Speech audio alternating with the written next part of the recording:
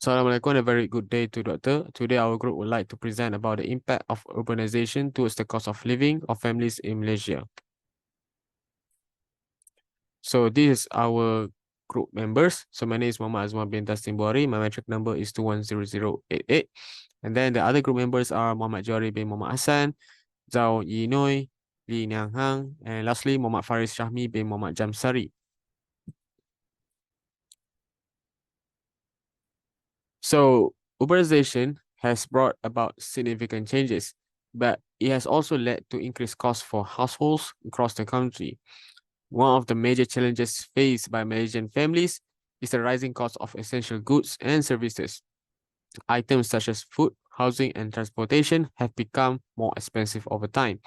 This, this escalation in prices directly affects the financial burden placed on families.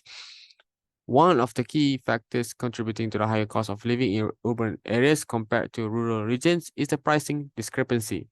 As urbanization progresses, there are noticeable differences in prices between urban and rural locations. This disparity further amplifies the challenges faced by families in meeting their financial needs. So in order to shed light on this issue, several academic studies have examined the cost of living and the impact of urbanization in Malaysia. These studies focus on analyzing the cost of living and exploring the variations associated with the different urbanization levels. Through these research efforts, we gain valuable insights into the financial struggles experienced by families. One notable finding from this study is that urban families tend to allocate a larger portion of their expenses to basic necessities. This includes essential items like food, housing, and transportation. Consequently, the financial burden on urban families is significantly higher compared to their counterparts in medium and low urban states. However, it is important to note that families in low and medium urban states such as Terengganu, Kelantan, Sabah, Sarawak, and Pahang also face substantial costs when it comes to meeting their basic needs. This highlights the pervasive nature of the cost of living challenge across different urbanization levels in Malaysia.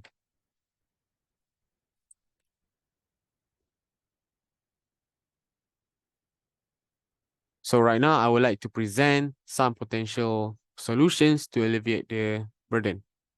So the rapid growth of cities has brought about numerous challenges, but by focusing on agglomeration economies, addressing supply and demand, and implementing efficient urban planning, we can make significant progress in mitigating the financial strain experienced by households in Malaysia. Firstly, let's acknowledge the potential of agglomeration economies in alleviating urbanization expenses. When economic activities cluster in urban areas, economies of scale and knowledge spillovers can occur. This clustering promotes industrial and commercial development, creating a more favorable economic climate. As a result, employment prospects increase and income thresholds are elevated, equipping households in Malaysia with the means to manage their rising expenses more efficiently. Next, addressing the issue of supply and demand is crucial for achieving market equilibrium and mitigating escalating prices.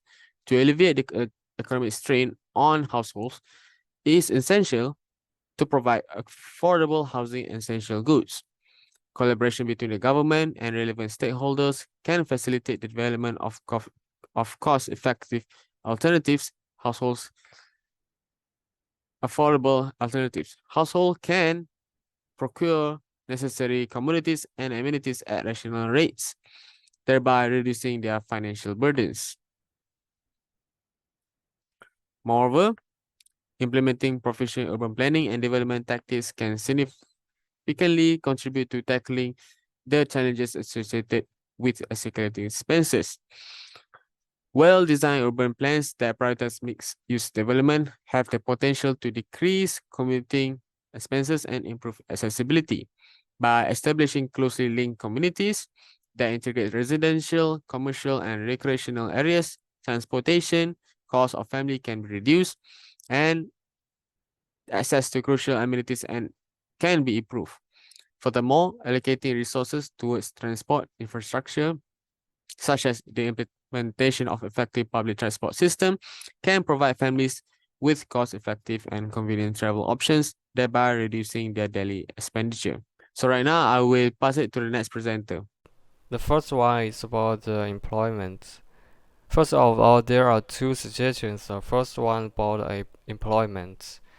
If the government promotes the development of industrial and service industries by providing infrastructure and financial incentives, the extent to which the new jobs generated by those efforts benefits the impoverished population is questionable. And the education and skill levels of most urban impoverished populations are very low. Therefore, the government should consider other plans to create urban employment opportunities, including the development of some small-scale industries or commercial and industrial villages. In order to the second one suggestion is in order to promote the living standards and the quality of life of low income groups in urban areas. The government has implemented various projects, including providing economy housing units and social facilities.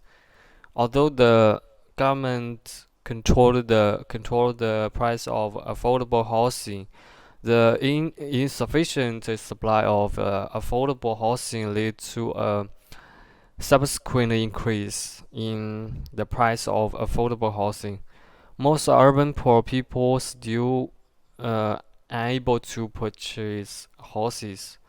Further led to the establishment of some illegal residential areas.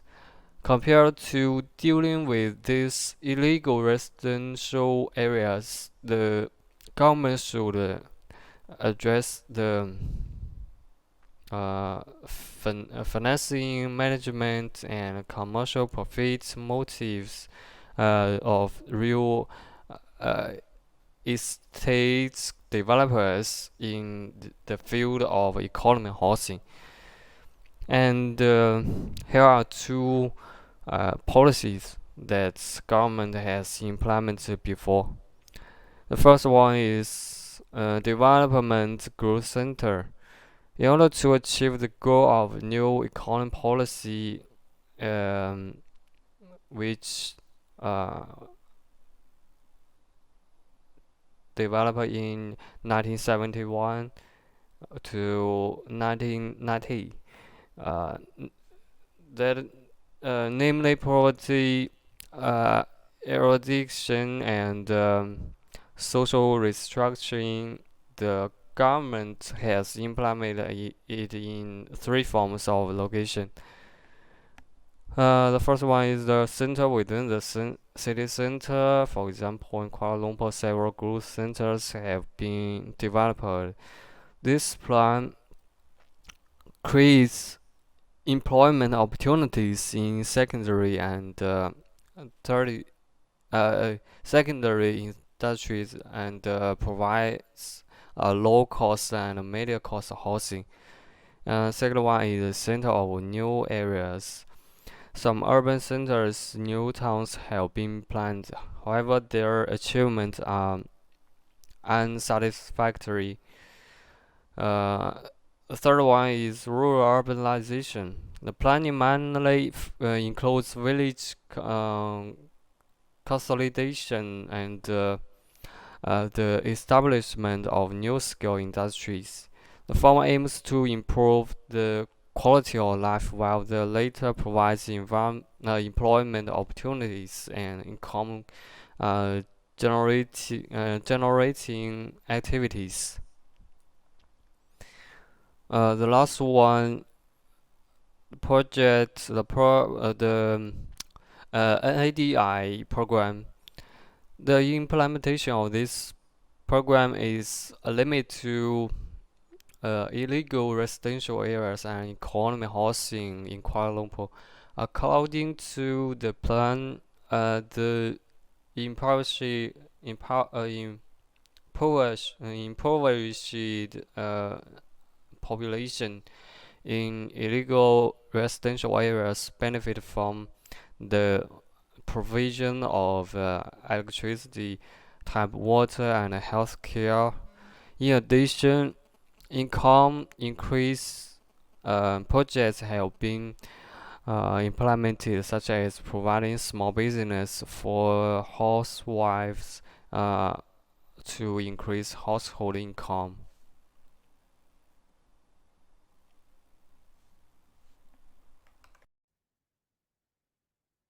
In conclusion, the cost of living in Malaysia is constantly rising, especially the cost of food, housing, and transportation. There's a clear correlation between the level of urbanization and the cost of living.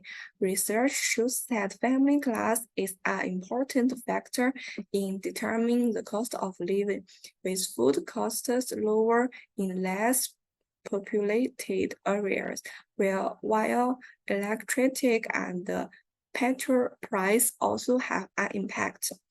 These insights are important for policymakers and the individual alike. Policymakers can take measures to mitigate the rising cost of living, depending on the level of urbanization and the population size in different regions. In addition, they can also pay attention to the needs of low and middle-income families and provide more welfare and subsidies to reduce their economic pressure. For individuals, understanding the differences in cost of living in different regions can help them make informed decisions. They can choose their own living area according to their own economic situation and employment opportunities. And reasonable plan their family budget.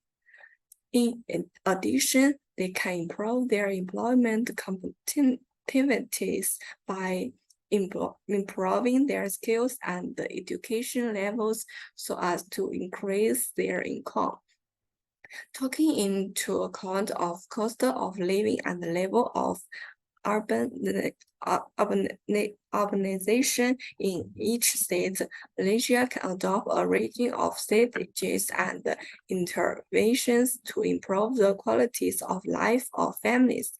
This may involve urbanization, economy, that's improving economic efficiency and job opportunities through the development of interesting cultures and regional comparison.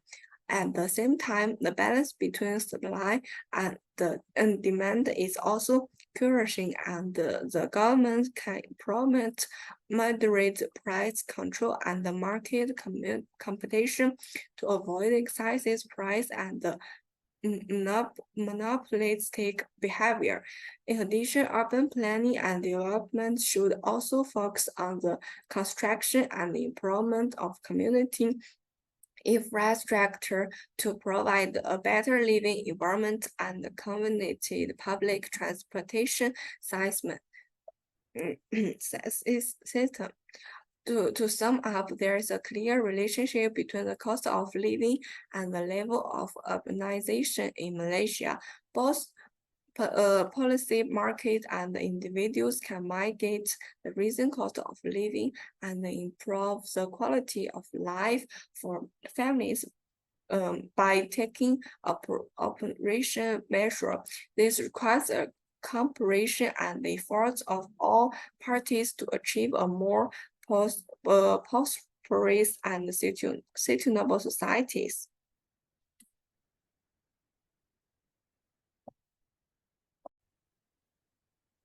So this is the bibliography. So basically, this is all of the academic journals that we use in order to do our assignment. And with that, that's all for the presentation. Thank you for listening.